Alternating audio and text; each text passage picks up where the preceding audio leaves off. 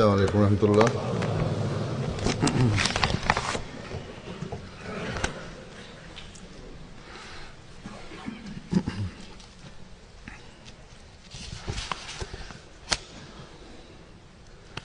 أشهد أن لا إله إلا الله وحده لا شريك له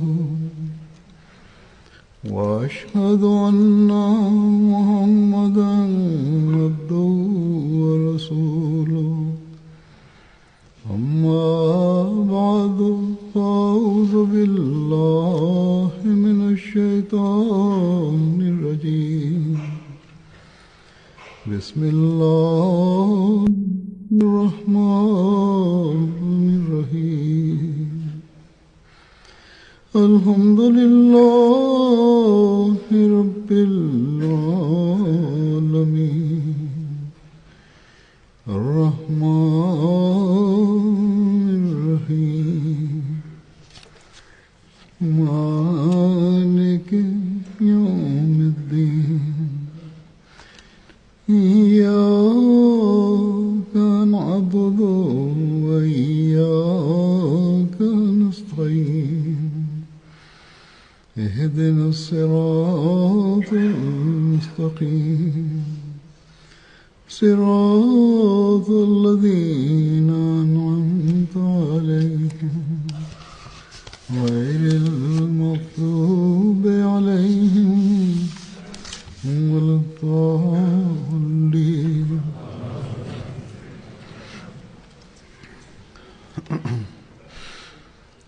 ஹஜ்ரத் மஸீஹ் மவ்ஊத் அலைஹிஸ்ஸலாத்து வஸ்ஸலாம் ஹஜ்ரத் மஸீஹ் மவ்ஊத் அலைஹிஸ்ஸலாம் தமது நூஹ் நபியின் கப்பல் என்ற நூலில் கூறுகிறார்கள், இறைவன் உங்களிடம் முழுமையான புரட்சி வர வேண்டும் என விரும்புகிறான்.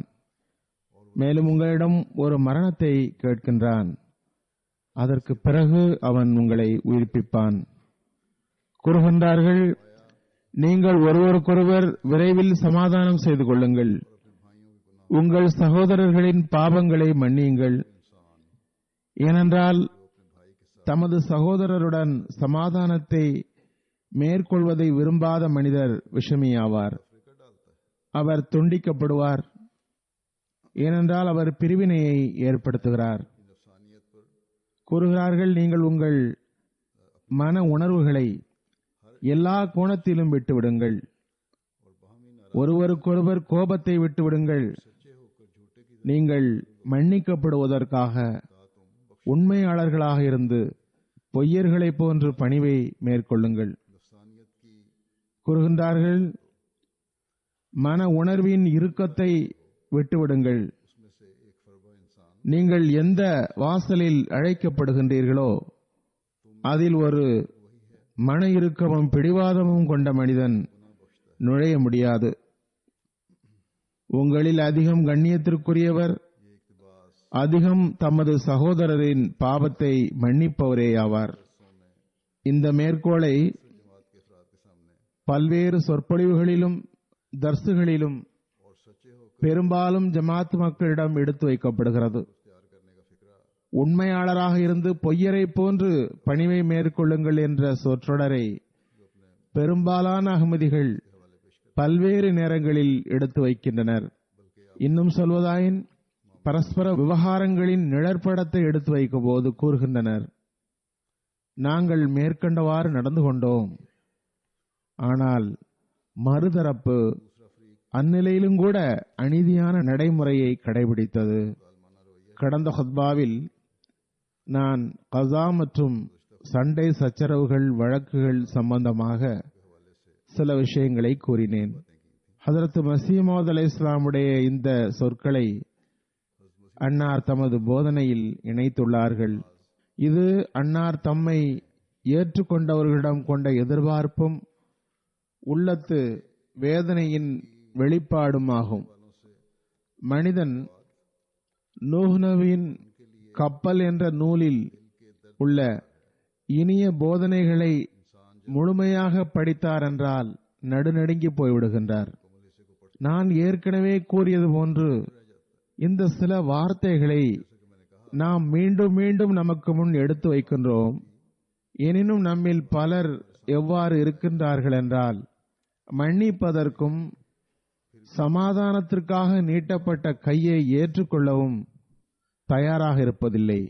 நான் ஏற்கனவே கூறியது போன்று சிலர் கூறுகின்றார்கள், நாங்கள் பணிவை மேற்கொள்கிறோம், சமாதானத்திற்காக எல்லா நிபந்தனைகளையும் ஒப்புக்கொள்கின்றோம், இருந்தும் கூட மறுதரப்பு அநீதியுடன் நடக்கின்றனர். உண்மையிலேயே மறுதரப்பு அப்படித்தான் அவர்கள் கூறுவது போன்று இருக்கிறது என்றால், பிறகு அவர் தமது விவகாரத்தை இறைவனிடம் விட்டுவிடட்டும். ஹதரத் மஸீஹ் மவ்ஊத் அலைஹிஸ்ஸலாம் கூறினார்கள், அவர் துண்டிக்கப்பட்டு விடுவார். பிறகு மேலே இதனையும் கூறுகிறார்கள், பிடிவாதம் பிடிப்பவர் பேரிழந்தவராவார், அவர் மன்னிப்பதில்லை. ஆகவே எவர் பிடிவாதம் பிடிக்கின்றார்களோ அவர்களுக்கு மிக பெரும் எச்சரிக்கையாகும். அவர்கள் எச்சரிக்கையாக இருக்க வேண்டும். ஒருபுறம் ஹதரத் மஸீஹ் மவ்ஊத் அலைஹிஸ்ஸலாமுடைய பையத்தில் வந்து நாங்கள் குழப்பம் விளைவிக்க மாட்டோம் என்று ஓர் உறுதி எடுக்கின்றனர். மன எழுச்சிகளிலிருந்து விலகியிருப்போம் என்று உறுதி எடுக்கின்றனர். மறுபுறம் சமாதானத்தில் இருந்து விலகுகின்றனர். பிறகு இது பையத் உடன்படிக்கையில் இருந்து விலகுவதும் கடைபிடிக்காமையும் ஆகும். ஹதரத் மஸீஹ் மவ்ஊத் அலைஹிஸ்ஸலாம் ஒரு இடத்தில் கூறுகின்றார்கள், நமது ஜமாத் வெறும் வார்த்தையுடன் நின்றுவிடக்கூடாது. வார்த்தைகளை மட்டுமே கொண்டு உங்களை அஹ்மதி என்று நிரூபித்துக் கொண்டிருக்க வேண்டாம். மாறாக பையத்தின் உண்மையான விருப்பத்தை நிறைவேற்றுபவராக இருக்க வேண்டும். அன்னார் கூறுகின்றார்கள், உட்புற மாற்றத்தை ஏற்படுத்த வேண்டும். வெறுமே சட்ட விளக்கங்களால் இறைவனை மகிழ்ச்சி அடைய செய்ய முடியாது. அன்னார் கூறுகின்றார்கள், உட்புற மாற்றம் இல்லை என்றால் உங்களுக்கும் மற்றவருக்கும் இடையில் எந்த வித்தியாசமும் இல்லை. ஆகவே ஹதரத் மஸீஹ் மவ்ஊத் அலைஹிஸ்ஸலாம் மிகவும் தெளிவாக கூறிவிட்டார்கள், பையத்தின் எதிர்பார்ப்பை நிறைவேற்றாமல் அல்லாஹ் தஆலா திருப்தி அடைய மாட்டான். அல்லாஹ் தஆலாவை திருப்திப்படுத்துவதற்காக அல்லாஹ் தஆலாவுடைய அடியார்களின் உரிமைகளை வழங்குவதும் சமாதானமும் அமைதியும் அவசியமாகும். அன்னார் தமது நிலைமையை கோடிட்டவாறு இதனை வெளிப்படுத்தியுள்ளார்கள். தம்மிடம் எந்த அளவுக்கு பரந்த விவேகமும் மன்னிக்கும் தன்மையும் இருக்கிறது என்பதனை கூறுகின்றார்கள். நான் ஆணையிட்டு கூறுகின்றேன், ஒருவர் என்னை 1000 முறை தஜ்ஜால் என்றும் பெரும் பொய்யன் என்றும் கூறியிருந்தாலும், என்னை எதிர்ப்பதற்காக முயற்சி செய்திருந்தாலும், அவர் சமாதானத்திற்காக வந்தார் என்றால் அவர் என்ன கூறியிருந்தார், என்னோடு எப்படி நடந்து கொண்டார் என்றெல்லாம் என் உள்ளத்தில் எண்ணம் கூட வர முடியாது. பிறகு அன்னார் நமக்கு போதனை செய்தவாறு கூறுகின்றார்கள், எமது போதனை இதுவாகும். 2 விஷயங்களை நினைவில் கொள்ளுங்கள். ஒன்று, இறைவனுக்கு பயப்படுங்கள். அடுத்து, நீங்கள் உங்கள் மீது காட்டுவது போன்று உங்கள் சகோதரரிடமும் அனுதாபம் காட்டுங்கள். உங்களுக்காக எதனை விரும்புகின்றீர்களோ, மற்றவரிடம் என்ன அனுதாபத்தை விரும்புவீர்களோ, அதே நடைமுறையை உங்கள் சகோதரருக்காகவும் காட்டுங்கள். கூறினார்கள், எவரிடமாவது ஏதாவது தவறு வெளிப்பட்டால் அதனை மன்னிக்க வேண்டும், அதனை பெரிதுபடுத்தக்கூடாது.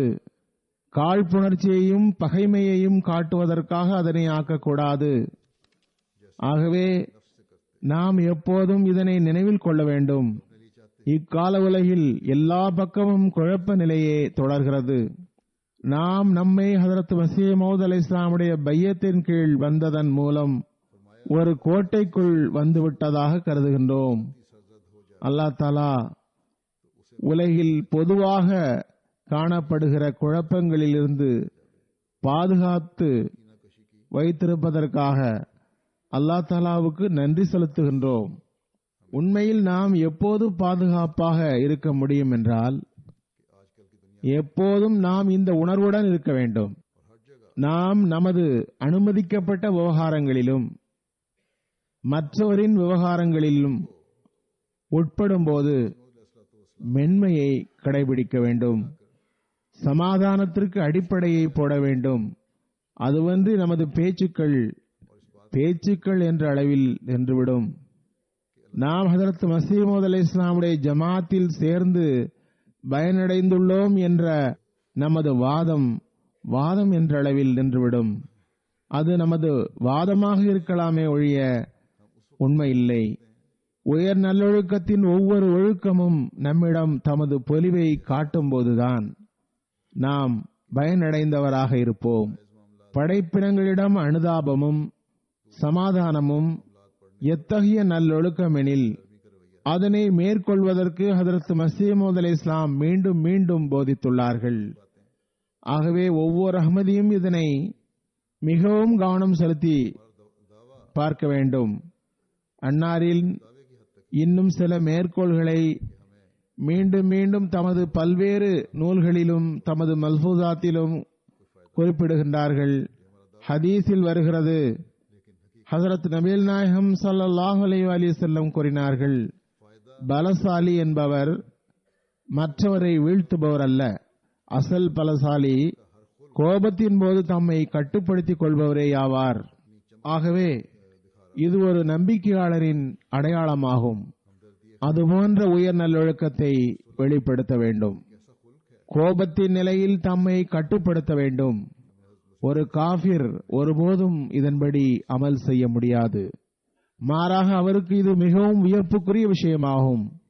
ஹஜரத் அலி ரலியல்லாஹு அன்ஹுடைய ஒரு சம்பவம், அன்னார் ஓர் எதிரியை வீழ்த்தி விட்டார்கள். அவர் மீது அமர்ந்து விட்டார்கள். அவரை கொல்ல போனார்கள். அந்த எதிரி அவர்கள் மீது துப்பிவிட்டான். அன்னார் அவனை விட்டு அகன்று விட்டார்கள். இந்நிலையில் ஏன் விட்டு விட்டீர்கள் என்று அவன் கேட்டான். அன்னார் கூறினார்கள், நாம் முதலில் உம்மை இஸ்லாத்தின் எதிரி என்பதற்காகவும் இஸ்லாத்திற்கு எதிராக நீர் சண்டைக்கு வந்ததன் காரணத்தாலும் கொலை செய்யவிருந்தேன். இப்போது எம் மீது துப்பிவிட்டீர். எனது சுயம் கலந்துவிட்டது. நான் எனக்காக எவரையும் கொலை செய்ய விரும்பவில்லை. இதுவே நமக்கு தென்படுகிற நமது பெரியவர்கள் எடுத்து வைத்த உயர் நல்லொழுக்கமாகும். ஆகவே கோபத்தை அடக்குவது ஒரு நம்பிக்கையாளரின் அடையாளமாகும். சமாதானத்தின் பக்கம் அவர் முற்பட வேண்டும். அதுவே, ஆனால் இதனை ஒரு காஃபிர் யோசிக்கவே முடியாது. இதுவே ஒரு முஃமினின் அடையாளமாகும். இதனையே ஹஜரத் மஸீஹ் மவ்ஊத் அலைஹிஸ்ஸலாம் நம்மிடம் உருவாக்க விரும்பினார்கள். அதன் மூலம் நமது ஒவ்வொரு அமல் மூலமும் இஸ்லாத்தின் உண்மையான போதனை வெளிப்பட வேண்டும்.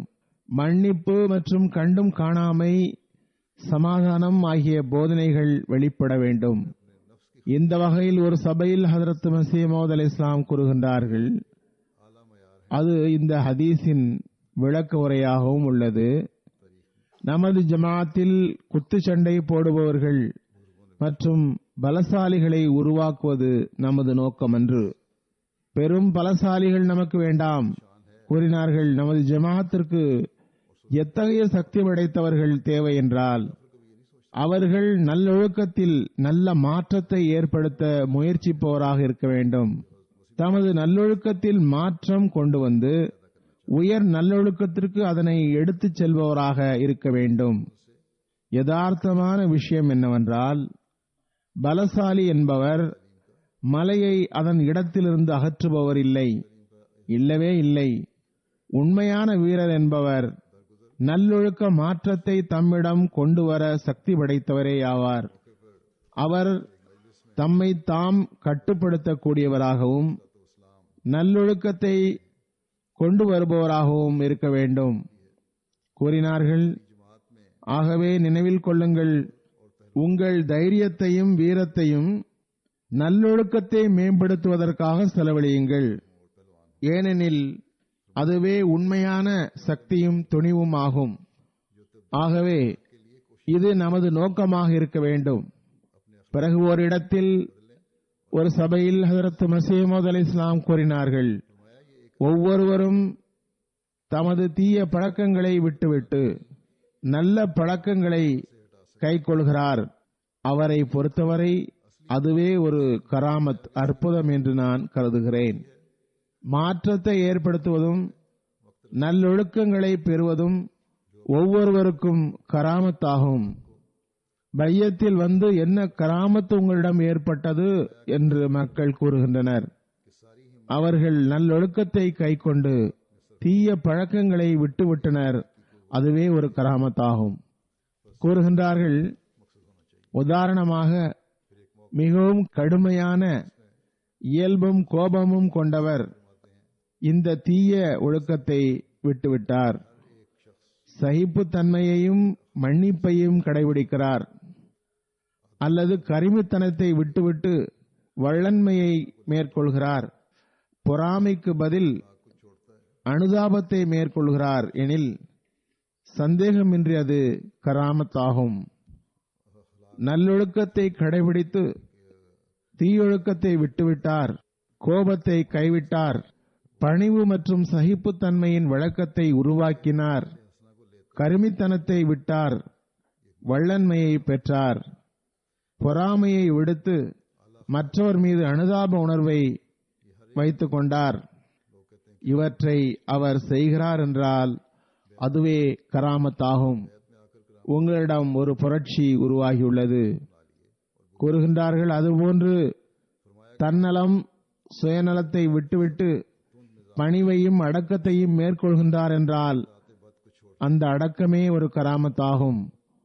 ஆகவே உங்களில் எவர் அற்புதம் காட்டுபவராக இருக்க விரும்ப மாட்டார்?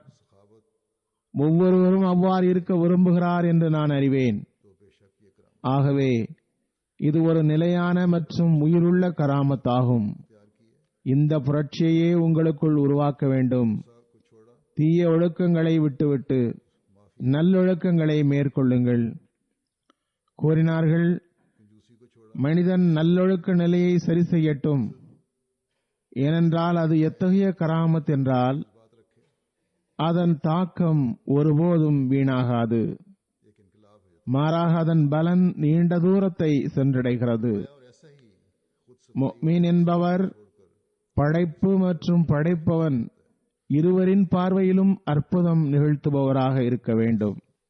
அல்லாஹ்வின் பார்வையிலும் கராமத்துடையவராக இருக்க வேண்டும். படைப்பினங்களின் பார்வையிலும் கராமத்துடையவராக வேண்டும். அல்லாஹ்வின் உரிமையையும் வழங்குபவராக இருக்க வேண்டும். படைப்பினங்களின் உரிமையையும் வழங்குபவராக இருக்க வேண்டும். கூறுகின்றார்கள், பெரும்பாலான உலக இன்பங்களில் மூழ்கிவிட்டவர்கள் எத்தகையவர்கள் என்றால் அவர்கள் நிறைய அசாதாரணங்களை கூட நம்ப மாட்டார்கள். ஆனால் நல்லொழுக்கத்தை கண்டு தமது தலையை குனிந்து விட்டார்கள்.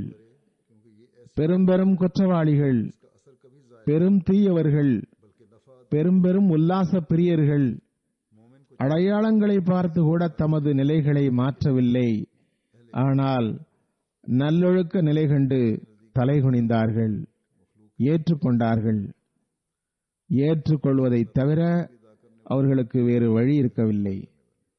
கூறுகின்றார்கள், பெரும்பாலான மக்களின் வரலாறுகளை பார்த்தால் அவர்கள் இந்த நல்லொழுக்க அற்புதத்தை கண்டே சத்திய மார்க்கத்தை ஒப்புக்கொண்டனர். அன்னார் இதனை கூறிக்கொண்டிருந்த சம்பவம் எப்படி இருந்தது என்றால் அதன் செயல் முன்மாதிரியும் கூட அவர்களிடமிருந்தே வெளிப்பட்டது. முதலிலும் நான் பலமுறை அந்த சம்பவத்தை கூறியுள்ளேன். அப்போது 2 சீக்கியர்கள் வந்தனர். சபையில் அமர்ந்து வீணான உளறல்களை செய்ய ஆரம்பித்தனர். அபத்தமாக பேசினர். அன்னாரின் மஸ்ஜிதில் அமர்ந்து அவர்களின் சபையில் அமர்ந்து கொண்டே இவ்வாறு பேசிக் கொண்டிருந்தனர். அன்னார் எதுவும் கூறவில்லை, அமைதியாக கேட்டுக் கொண்டிருந்தனர். ஹஜ்ரத் மஸீஹ் மவ்ஊத் அலைஹிஸ்ஸலாம் நல்லொழுக்கத்தின் எத்தகைய உன்னதமான செயல் முன்மாதிரியை காட்டுகின்றார்கள் என்பதே எல்லோருடைய எண்ணமுமாக இருந்தது. ஏனென்றால் அவர்களின் இடத்தில், அவர்களின் சபையில் அகமதிகளும் இருந்தார்கள். எனினும் எதுவும் கூற எவருக்கும் அன்னார் அனுமதி அளிக்கவில்லை. அவர்களுக்கு வாயில் வந்ததையெல்லாம் சொல்லிவிட்டு போய்விட்டனர். பிறகு போலீஸ் வந்து அவர்களை பிடித்தனர்.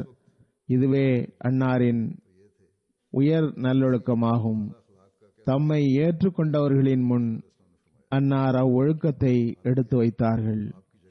மனிதனின் உள்ளில் இருந்து மன உணர்வுகள் என்ற புழு வெளியேறாவிட்டால் அவருக்கு தௌஹீதின் மீதும் ஈமான் இருக்கவில்லை என்பதனை வெளிப்படுத்தியவாறு ஹதரத் மஸீஹ் மவ்ஊத் அலைஹிஸ்ஸலாம் கூறுகின்றார்கள், அசல் விஷயம் என்னவென்றால் அல்லாஹுடைய அருள் இல்லாமல் இந்த மன உணர்வுகள் என்ற புழு உங்களிடமிருந்து வெளியேற முடியாது. ஆகவே அல்லாஹ்வின் அருளை பெற முயற்சிக்க வேண்டும். கூறினார்கள், இது மிகவும் நுட்பமான புழுவாகும். எல்லாவற்றிலும் அதிகமான கேடு இதனால் விளைகிறது. மன எழுச்சிகளால் தாக்கப்பட்டு அல்லாஹுடைய வரம்புகளை விட்டும் வெளியே போய்விடுகிறார்கள். அதே போன்று அடியார்களின் உரிமையையும் பறிக்கின்றார்கள். இவர்களெல்லாம் படித்தவர்கள் இல்லை, எனவே அப்படி இருக்கிறார்கள் என்பதல்ல. மாறாக அத்தகையோரை மிக பெரும் மௌலவி ஆலிம் ஃபாசில்லாக காண்பீர்கள். நிறைய பேர் மார்க் அறிஞர்கள் என்றும் சூஃபி என்றும் அழைக்கப்படுபவர்களாக இருப்பர். இவையெல்லாம் இருந்தும் அவர்கள் இந்த நோய்களால் பீடிக்கப்பட்டிருப்பர். அல்லாஹுடைய உரிமையையும் அடியாரின் உரிமையையும் தராமல் இருப்பது வெறும் அறிவற்றவர்களின் வேலை அல்ல. அல்லது இவர்கள் வாய்ப்பு கிடைத்தால் மக்களின் உரிமையை பறிக்க முயற்சி செய்பவர்களாக இருக்கிறார்கள். இவர்களுள் பெரும்பாலார் நல்ல படித்தவர்கள், இன்னும் சொல்வதாயின் அறிஞர்கள், அதைவிட மேலாக மார்க்க அறிவு மிக்கவர்கள் என்றும் சூஃபி என்றும் மக்களால் கூறப்படுபவர்கள். அவர்களும் இந்த நோயினால் பீடிக்கப்பட்டிருக்கின்றனர். தமக்கென வரும்போது அவர்கள் எல்லாவற்றையும் மறந்து விடுகிறார்கள். அவர்களுக்கு இறைவனும் நினைவுக்கு வருவதில்லை. அடியாரின் உரிமையோ நல்லொழுக்கமோ நினைவுக்கு வருவதில்லை. கூறுகின்றார்கள், இந்த சிலைகளில் இருந்து விலகுவதுதான் வீரமாகும். அவற்றை இனங்கண்டு கொள்வதுதான் முழுமையான அறிவுடைமையாகும். இந்த சிலைகளால் தான் பரஸ்பரம் நயவஞ்சகம் உருவாகிறது. ஆயிரக்கணக்கானோர் ரத்தம் சிந்துகிறார்கள். ஒரு சகோதரர் மற்றோரின் உரிமையை பறிக்கின்றார். இவ்வாறு ஆயிரக்கணக்கான தீமைகள் இதனால் உருவாகின்றன. கூறுகிறார்கள், ஒவ்வொரு நாளும் ஒவ்வொரு வினாடியும் காரணிகளின் மீது எந்த அளவுக்கு நம்பிக்கை வைக்கப்படுகிறது என்றால் இறைவனை ஒரு செயலிழந்த உறுப்பாக ஆக்கி வைக்கப்பட்டுள்ளது. மிகவும் குறைந்த மக்களே தௌஹீதின் அசல் கருத்தை புரிந்துள்ளார்கள். அவர்களிடம் கூறப்பட்டால், நாங்கள் முஸ்லிம்கள் இல்லையா, கலிமா சொல்வதில்லையா என்று உடனே கேட்பார்கள். ஆனால் பரிதாபம் என்னவென்றால் வாயால் கலிமா சொல்லிவிட்டதே போதுமானது என்று கருதிவிட்டார்கள். தௌஹீதின் அசல் கருத்தை விளங்கவில்லை. லா இலாஹ இல்லல்லாஹ் சொல்லிவிட்டோம், அதுவே போதும் என்று கருதிவிட்டனர். கூறுகிறார்கள், நான் நிச்சயமாக கூறுகின்றேன், மனிதன் கலிமா தையிபாவை தெரிந்து கொண்டு செயல் ரீதியாக அதனை அமல்படுத்தினால் அதனால் மிக பெரும் முன்னேற்றம் பெற முடியும். இறைவனது வியக்கத்தக்க வல்லமைகளை காண முடியும். கூறுகின்றார்கள், மிக நன்றாக அறிந்து கொள்ளுங்கள், நான் சாதாரண அறிவுரை கூறுபவனாக நிற்கவில்லை. நான் ஏதும் கதை சொல்வதற்காகவும் நிற்கவில்லை. மாறாக நான் சாட்சி வழங்குவதற்காக நிற்கிறேன். அல்லாஹ் எனக்கு தந்த தூது செய்தியை உங்களிடம் சேர்க்க வேண்டியுள்ளது. எவர் கேட்கிறாரோ இல்லையோ, ஏற்கிறாரோ இல்லையோ என்பது குறித்து நான் பொருட்படுத்த மாட்டேன். அதற்கான பதிலை நீங்கள் தான் தரப்போகிறீர்கள். நான் எனது கடமையை நிறைவேற்ற வேண்டும். நிறைய பேர் எனது ஜமாத்தில் இணைந்துள்ளார்கள், தௌஹீதை உறுதிப்படுத்தவும் செய்கிறார்கள் என்பதை நான் அறிகிறேன். ஆனால் நான் மிகவும் பரிதாபத்துடன் கூறுகின்றேன், அவர்கள் ஏற்கவில்லை. எவர் தனது சகோதரரின் உரிமையை பறிக்கிறாரோ, நம்பிக்கை மோசடி செய்கிறாரோ, பிற வகை தீமைகளில் இருந்து திரும்புவதில்லையோ, அவர் தௌஹீதை ஏற்றவர் என்று நான் உறுதி கொள்வதில்லை. கூறுகிறார்கள், இறைவன் ஒருவன் என்று நம்புவதற்கு அவனது படைப்பினங்களின் உரிமையை பறிக்காமல் இருப்பதும் அவசியமாகும். எவர் தமது சகோதரரின் உரிமையை பறிக்கிறாரோ, அவருக்கு நம்பிக்கை துரோகம் செய்கிறாரோ, அவர் லா இலாஹ இல்லல்லாஹ்வை ஏற்றுக்கொள்ளவில்லை. லா இலாஹ இல்லல்லாஹ்வை ஏற்றவர், தௌஹீதை ஏற்றவர் ஏன் அடியார்களின் உரிமையை பறிக்கிறார்? கூறினார்கள், இது எத்தகைய நிஅமத் என்றால் இதனை பெற்ற உடனேயே மனிதனிடம் ஓர் அசாதாரணமான மாற்றம் ஏற்பட்டு விடுகிறது. லா இலாஹ இல்லல்லாஹ்வின் கருத்தை புரிந்தால் உங்களிடம் அசாதாரணமான மாற்றம் ஏற்படும். கூறினார்கள், பகைமை, காழ்ப்புணர்ச்சி, பொறாமை காட்டுதல் போன்ற சிலைகள் இல்லை என்றால் இறைவனது நெருக்கம் கிடைக்கிறது. இந்த மாற்றம் எப்போது ஏற்படும் என்றால், எப்போது அவர் உண்மையான ஏகத்துவமுடையவராகிறார் என்றால், உட்புற சிலைகளான பெருமை, சுயநலம், காட்டுதல், காழ்ப்புணர்ச்சி, பகைமை, பொறாமை, கருமித்தனம், நயவஞ்சகம், உடன்பாட்டை மீறுதல் போன்றவை அவரிடமிருந்து அகல வேண்டும். உண்மையான ஏகத்துவம் பெறுவதற்கு அவர் பெருமையை விட வேண்டும், சுயநலத்தை விட வேண்டும், செயற்கைத்தனம், காட்டுதல் ஆகியவற்றை விட வேண்டும், காழ்ப்புணர்ச்சியையும் பகைமையையும் விட வேண்டும். ஒருவர் சமாதானத்துக்கு வந்தால், மன்னிப்பு கேட்டால் மன்னிக்க வேண்டும். காழ்ப்பும் பகைமையும் உள்ளத்தில் கொள்ளக்கூடாது. பொறாமை மற்றும் கருமித்தனத்தை விட வேண்டும். நயவஞ்சகம் மற்றும் உடன்படிக்கை முறித்தலை விட வேண்டும். இவை அனைத்தையும் விட்டால் நீங்கள் உண்மையான ஏகத்துவம் உடையவராக ஆக முடியும். அப்போதுதான் லா இலாஹ இல்லல்லாஹ்வின் கருத்தை புரிய முடியும். அன்னார் கூறுகின்றார்கள், இந்த சிலை உள்ளுக்குள் இருக்கும்போது லா இலாஹ இல்லல்லாஹ் எவ்வாறு உண்மையாக இருக்க முடியும்? ஏனெனில் அவரிடம் தவக்குல், இறைவனிடம் பொறுப்பு தருதல் என்ற பண்பிற்கு எதிர்நிலை காணப்படுகிறது. ஆகவே வெறுமே இறைவனை தனித்தவனாகவும் இணையற்றவனாகவும் நம்புகிறேன் என்று வாயால் கூறுவது எந்த பயனும் தர முடியாது.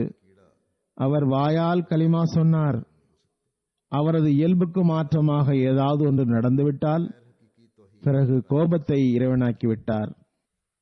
சுருக்கம் என்னவென்றால், மனிதனுக்குள் மன எழுச்சியின் புழு இறை அருள் இல்லாமல் அகல முடியாது. அல்லாஹ்வின் அருள் உண்மையான ஏகத்துவத்தில் நிலை நிற்காமல் கிடைக்க முடியாது.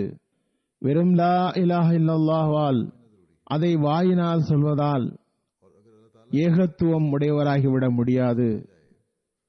ஏகத்துவம் உடையவராவதற்கு அல்லாஹ்வை எல்லா ஆற்றல்களும் உடையவனாகவும் கருதுவது அவசியமாகும். அவனையே உண்மையான வணக்கத்துக்குரியவனாக கருதுவதும் அவசியமாகும். அல்லாஹ் தஆலா எல்லா ஆற்றல்களின் உரிமையாளன் என்று கருதினால், அவனை உண்மையான வணக்கத்துக்குரியவனாக கருதினால், பிறகு உலகியல் சாக்கு போக்குகள், பல்வேறு வழிமுறைகள் மூலம் பிற மனிதனின் உரிமையை பறிக்க இயலாது. ஆகவே தனது சகோதரரின் உரிமையை வழங்காதவர், சமாதானத்தின் பக்கம் அடியெடுத்து வைக்காதவர், பகைமையை முடிவுக்கு கொண்டு வராதவர், தௌஹீதையும் ஒப்புக்கொண்டவர் அல்ல. அன்னார் கூறியதன் சுருக்கம் இதுதான். இது எத்தகைய கருத்து என்றால், இதனை புரிந்து கொண்டால் நாம் எப்போதும் சமாதானத்திற்கு அடித்தளமிடுபவர் ஆகிவிடுவோம், மற்றவரின் உரிமையை வழங்குபவர் ஆகிவிடுவோம். நம்மில் ஒவ்வொருவரும் இந்த கருத்தை புரிந்தவாறு தம்மை ஆய்வு செய்வது அவசியமாகும். அதுவன்றி நம்மை பொறுத்தவரை இது கவலைக்குரிய தருணமே ஆகும். தௌஹீதை வாயினால் உறுதி கூறுகின்றோம், ஆனால் செயலால் அதனை மறுக்கிறோம். ஹஜ்ரத் மஸீஹ் மவ்ஊத் அலைஹிஸ்ஸலாம் தமது இஸ்லாமிய போதனைகளின் தத்துவ ஞானம் என்ற நூலில் தீமையை விடுவதின் வகைகளை கூறுகிறார்கள். அதில் ஒரு வகையை அன்னார் இவ்வாறு கூறுகின்றார்கள், அதாவது எவ்வாறு தீமையை விட வேண்டும் என்று கூறுகின்றார்கள். அதற்கு பல வழிகள் உள்ளன. அவற்றில் ஒன்று இதுவாகும். மற்றவருக்கு அநீதியான முறையில் உடலளவில் ஊறு விளைவிக்காமல் இருத்தல், விஷமமற்றவராக இருத்தல், சமாதானமாக வாழ்தல் ஆகும். அதாவது எவ்வாறு வாழ்வை கழிக்க வேண்டுமென்றால் எவருக்கும் எந்த வகையிலும் அநீதி இழைக்கக்கூடாது, எவருக்கும் எந்த சேதமும் விளைவித்தல் கூடாது, மாறாக முழுமையான முறையில் விஷமமற்றவராக ஆகிவிட வேண்டும், சமாதானத்தின் அடித்தளமிட வேண்டும், சமாதானத்துடன் வாழ்வை கழிக்க வேண்டும், ஒருவருக்கொருவர் அன்பு நேசத்தை வளர்க்க வேண்டும். இது அவசியமாகும். இது பற்றி அன்னார் மேலும் கூறுகின்றார்கள், சந்தேகமின்றி சமாதானம் ஓர் உயர்தர நல்லொழுக்கமாகும். மனிதனுக்கு அது மிகவும் முக்கியமானதாகும். இந்த நல்லொழுக்கத்திற்கு பொருத்தமான நிலை, இயல்பான ஆற்றல் குழந்தைகளிடம் காணப்படுகிறது. இதனை சீர்படுத்துவதன் மூலம் அன்பு பிணைப்பு என்ற நல்லொழுக்கம் உருவாகிறது. மனிதன் தனது இயல்பான நிலையில், அதாவது அறிவை பற்றி அறியாத நிலையில் சமாதானத்தின் கருத்தை புரிய முடியாது, யுத்தத்தின் கருத்தையும் புரிய முடியாது என்பது வெளிப்படை. இது குழந்தைகளிடம் உருவாகி இருக்கக்கூடியது, இயல்பானது. அதாவது இந்த சமாதானம் மற்றும் சமாதானத்தின் பக்கம் முன்னேறுவது என்பது குழந்தைகளிடம் உருவாகிறது. அவர்கள் உடனேயே மறந்துவிட்டு சமாதானத்தின் பக்கம் வருகின்றார்கள். அன்னார் கூறுகிறார்கள், மனிதனிடம் அறிவு இல்லை என்றால் சமாதானம் என்ற கருத்தை புரிய முடியாது, அதேபோன்று யுத்தத்தின் கருத்தையும் புரிய முடியாது. எப்போது சமாதானம் செய்ய வேண்டும், எந்த நிலையில் யுத்தம் செய்ய வேண்டும் என்று தெரியாது. கூறுகிறார்கள், அப்போது குழந்தை பருவத்தில் இயல்பாகவே சமாதானத்தின் வழக்கத்திற்கு வேறாக இருக்கக்கூடிய ஓர் ஒத்த பண்பு காணப்படுகிறது. அறிவும் திட்டமிடுதலும் குறிப்பான விருப்பத்துடனும் நிறைவேற்றப்படாத காரணத்தினால் அது நல்லொழுக்கத்தில் சேராது. மாறாக மனிதன் தனது சுய விருப்பத்துடன் தன்னை விஷமமற்றவனாக ஆக்கிக் கொண்டு சமாதானத்தின் பண்பை அதற்குரிய இடத்தில் பயன்படுத்தும் போதுதான் அது நல்லொழுக்கத்தில் சேர்ந்ததாக இருக்கும். மனிதனிடம் அறிவோ அதற்கான ஆற்றலோ இல்லாத நிலையில் அவன் குழந்தையாக இருக்கும்போது அது உயர் நல்லொழுக்கமாக இருக்காது.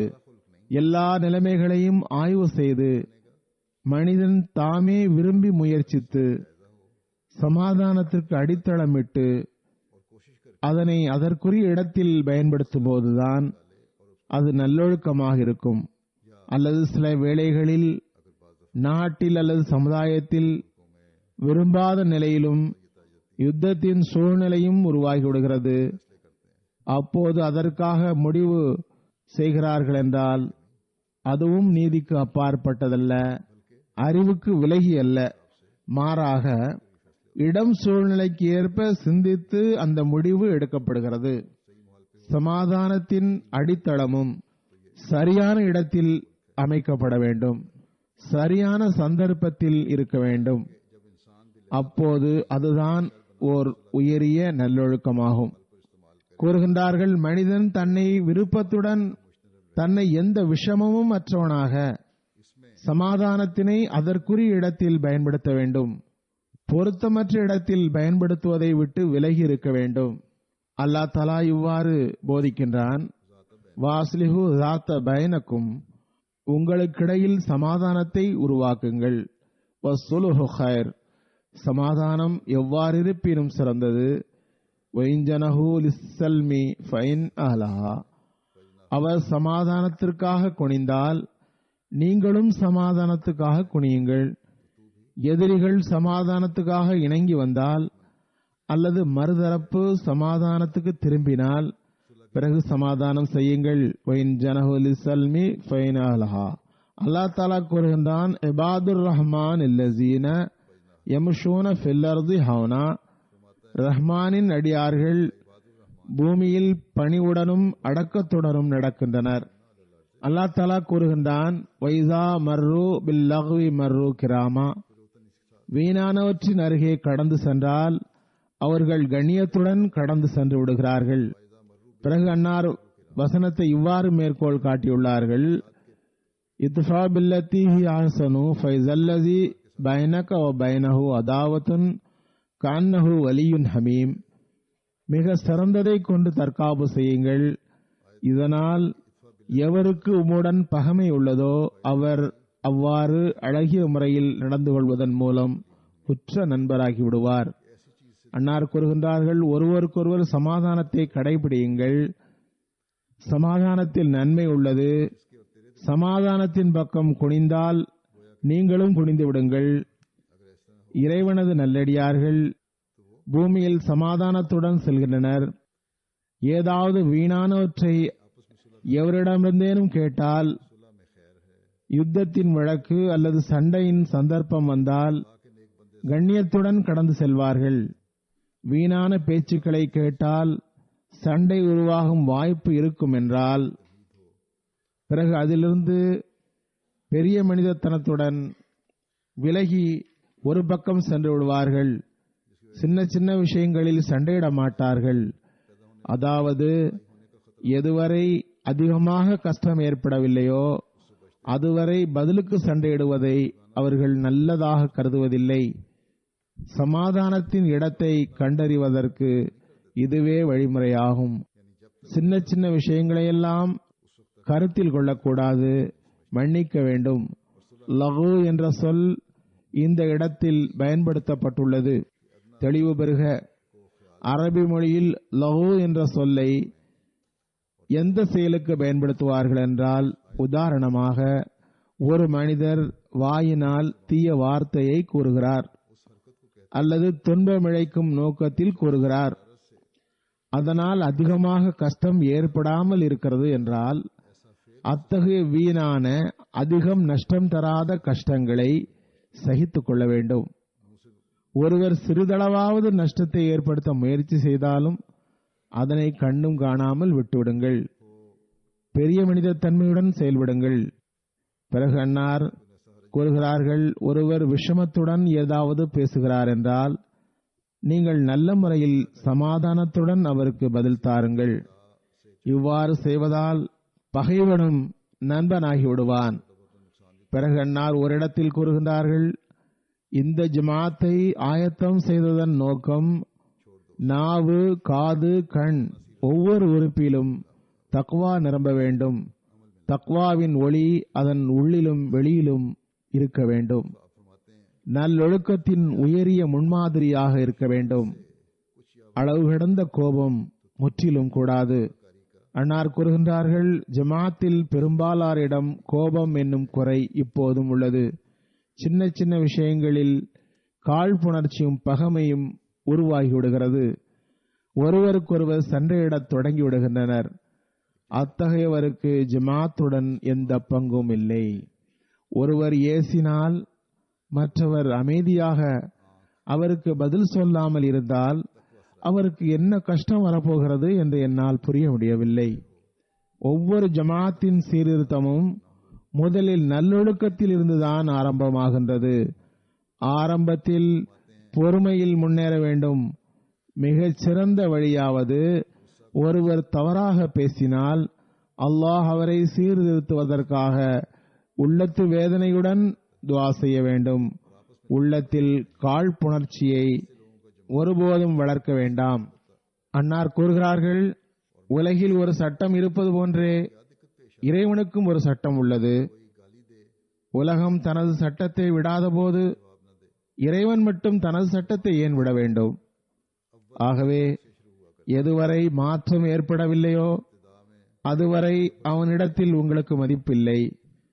கூறுகின்றார்கள், சகிப்புத்தன்மை, பொறுமை, கண்டும் காணாமை ஆகிய பண்புகளின் இடத்தில் மிருகத்தனம் இருப்பதை இறைவன் ஒருபோதும் விரும்ப மாட்டான். நீங்கள் அழகிய நல்லொழுக்கங்களில் முன்னேறுவீர்களெனில் மிக விரைவில் இறைவன் வரை சென்றடைவீர்கள். ஆகவே நமது நோக்கம் அன்னாரின் ஜமாத்தில் இணைவது, இறைவனை திருப்திப்படுத்துவதும் உண்மையான தௌஹீதை உள்ளத்தில் நிலைநாட்டுவதும் ஆகும். பிறகு அன்னார் கூறியது போன்று இந்த நல்லொழுக்கங்களை கடைபிடிக்க வேண்டும். இது அடியார்களுக்குள்ள உரிமையுடன் தொடர்புடையதாகும். இது மற்றவரின் உரிமையை வழங்குவதன் மூலமே கிடைக்கிறது. அன்னார் ஒரு சந்தர்ப்பத்தில் போதனை செய்தவாறு கூறினார்கள், என்னிடம் தொடர்பை இணைத்தார் என்றால் எனது படையில் சேர்ந்ததாக வாதிப்பவராவார்.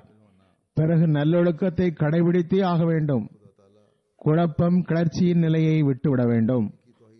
அன்னார் தன்னுடன் தொடர்பு வைத்திருப்பவர்களிடம் கூறினார்கள், அவர் உள்ளத்தை தூய்மைப்படுத்த வேண்டும், தனது மனித நேயத்தை மேம்படுத்த வேண்டும், வேதனையுற்றோருக்காக அனுதாபம் காட்ட வேண்டும், பூமியில் சமாதானத்தை பரப்புங்கள், இதனால் அவனது மார்க்கம் பரவும், இஸ்லாம் பரவும், தப்லீகிற்கான வழி பிறக்கும். அன்னார் கூறினார்கள், எழுங்கள், தௌபா செய்யுங்கள், தமது எஜமானனை நல்ல பணிகளால் திருப்திப்படுத்துங்கள். பிறகு ஓரிடத்தில் தமது ஜமாத்திற்கு காழ்ப்புணர்ச்சியையும் பகைமையையும் அகற்றுவது, மனிதகுலத்தின் மீது அனுதாபம் காட்டுவது, சமாதானத்திற்கு அடித்தளமிடுவது, இவற்றிற்கான அறவுரை கூறியவாறு எடுத்துக் கூறினார்கள்.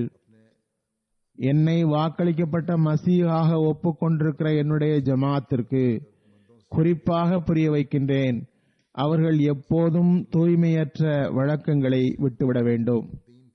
என்னை இறைவன் மசீஹ் மவுத் ஆக்கி அனுப்பியுள்ளான். மரியமின் மகன் மசீஹின் ஆடையை எனக்கு அணிவித்துள்ளான். எனவே நான் போதனை செய்கிறேன், நீங்கள் விஷமத்தில் இருந்து விலகுங்கள், மனிதகுலத்துடன் அதற்குரிய உரிமையுடன் அனுதாபம் காட்டுங்கள், உங்கள் உள்ளத்தை காழ்ப்புணர்ச்சி மற்றும் பகைமையில் இருந்து தூய்மை செய்யுங்கள். இந்த வழக்கத்தால் நீங்கள் மலக்குகளைப் போன்று ஆகிவிடுவீர்கள். மனித நேயமில்லாத மார்க்கம் எத்துணை அசுத்தமான தூய்மையற்ற மார்க்கம். மன எழுச்சிகளின் முட்கள் நிறைந்துள்ள பாதை எத்துணை அசுத்தமான தூய்மையற்ற பாதை. ஆகவே என்னுடன் இருப்பவர்களே, அவ்வாறு இருக்காதீர்கள். மார்க்கத்தால் நீங்கள் பெற்றதென்ன சிந்தியுங்கள். எப்போதும் மக்களின் நலன்களுக்கு எதிராக செயல்படுவது உங்கள் லட்சணமாக இருப்பதா? மக்களுக்கு கஷ்டம் தருவதுதானா உங்கள் அழகாக இருக்கிறது? இல்லை கூறுகிறார்கள். இல்லை, மாறாக மார்க்கம் என்பது இறைவனிடம் இருக்கிற வாழ்வை பெறுவதற்காகும். அந்த வாழ்வு இறை பண்பு மனிதனுக்குள் நுழையாமல் எவருக்கும் கிடைக்கவும் இல்லை, வருங்காலத்திலும் கிடைக்கப் போவதும் இல்லை. இறைவனுக்காக எல்லாரின் மீதும் கருணை காட்டுங்கள். இதனை பெறுவதற்கு எந்த முயற்சியும் இன்றி முடியாது. உயர் நல்லொழுக்கம் கிடைக்காது. கூறுகிறார்கள், இறைவனுக்காக எல்லாரின் மீதும் கருணை காட்டுங்கள், அதனால் வானத்தில் உங்கள் மீது கருணை காட்டப்படும். வாருங்கள், உங்களுக்கு நாம் ஒரு வழியை கற்றுத் தருகிறோம், அதனால் உங்கள் ஒளி எல்லாருடைய ஒளியையும் மிகைத்துவிடும். அது என்னவென்றால், எல்லா கீழ்த்தரமான காழ்ப்புணர்ச்சிகள் மற்றும் பொறாமைகளையும் விட்டுவிடுங்கள். மனிதகுலத்தின் மீது அனுதாபம் உடையவராகுங்கள். இறைவனிடத்தில் மாய்ந்து விடுங்கள். அவனுடைய மிக உயரிய தூய்மையை பெறுங்கள். இந்த வழியினால் கராமத்துகள் வெளிப்படுகின்றன, துஆக்கள் ஒப்புக்கொள்ளப்படுகின்றன, மலக்குகள் உதவிக்காக இறங்குகின்றனர். ஆனால் இது ஒரு நாளின் வேலை அல்ல. முன்னேறுங்கள், முன்னேறுங்கள். அந்த துணியை துவைப்பனிடமிருந்து பாடம் கற்றுக்கொள்ளுங்கள். அவன் முதலில் துணிகளுக்கு வெள்ளாவி வைக்கின்றான். எந்த அளவுக்கென்றால், நெருப்பின் தாக்கத்தினால் எல்லா அழுக்குகளும் கரைகளும் துணியை விட்டு அகன்று விடுகின்றது. பிறகு காலையில் எழுந்து தண்ணீரை அடைகிறான். தண்ணீரில் துணிகளை நனைக்கின்றான். மீண்டும் மீண்டும் கல்லில் அடிக்கின்றான். அப்போது துணியில் உள்ள அழுக்குகள், துணியின் அங்கமாகிவிட்ட அழுக்குகள் சிறிது நெருப்பின் துயரத்தை பெற்றும், சிறிது தண்ணீரில் துணி துவைப்பவரின் கரங்களால் அடிவாங்கியும் ஒரேடியாக கலந்துவிடத் தொடங்குகிறது. துணியை துவைக்கும் போது மீண்டும் மீண்டும் அதனை கசக்க வேண்டி வருகிறது. அல்லது துணி துவைப்பவர் கல்லில் அடிக்கிறார். தற்காலத்தில் வாஷிங் மெஷின் வேகமாக துணிகளை சுற்ற வைத்து அழுக்கை கலற்றுகிறது. இந்த உதாரணத்தை அன்னார் தருகிறார்கள். கூறுகின்றார்கள், எந்த அளவுக்கெனில் துணி சுத்தமாகிவிடுகிறது, ஆரம்பத்தில் இருந்தது போன்று ஆகிவிடுகிறது. இதுவே மனித மனத்தை தூய்மை செய்யும் முயற்சியுமாகும். எவ்வாறு துணியை துவைக்கின்றோமோ அதுபோன்று மனித மனத்தை தூய்மைப்படுத்தவும் செய்ய வேண்டியுள்ளது. உங்கள் ஈடேற்றம் இந்த தூய்மையை பொறுத்தே உள்ளது. இந்த விஷயத்தை தான் இறைவன் திருக்குர்ஆனில் கூறுகின்றான், கத் அஃப்லஹ மன் ஸக்காஹா, அதாவது அவரது நஃப்ஸ் தூய்மை அடைந்தது, விதவிதமான அழுக்குகள் மற்றும் கரைகளில் இருந்து தூய்மையாக்கப்பட்டுள்ளது. இவ்வாறு துணியை துவைக்கும் உதாரணம் நம்முள் உள்ளது. அதுபோன்று உங்கள் நஃப்ஸை கழுவ முயற்சிக்க வேண்டும். அல்லாஹ் தஆலா நமக்கு தௌஃபீக் தருவானாக. நாம் அன்னாரது போதனையின்படி அமல் செய்தவாறு மனித குலத்தின் மீது அனுதாபம் காட்டுபவராகவும், சமாதானத்துக்கு அடித்தளமிடுபவராகவும், தௌஹீதின் சரியான புரிதரன் பெறுபவராகவும், சமுதாயத்தில் அன்பு நேசத்தை பரிமாறுபவராகவும் இருப்போமாக. உலகின் விருப்பம் நம்மேல் ஆதிக்கம் செலுத்தாமல் இருக்கட்டுமாக. அல்லாஹ் தஆலாவின் விருப்பத்தை நாம் எப்போதும் தேடுபவராகவும், அதுவே நம்மின் முன்னுரிமையாகவும் இருக்கட்டுமாக.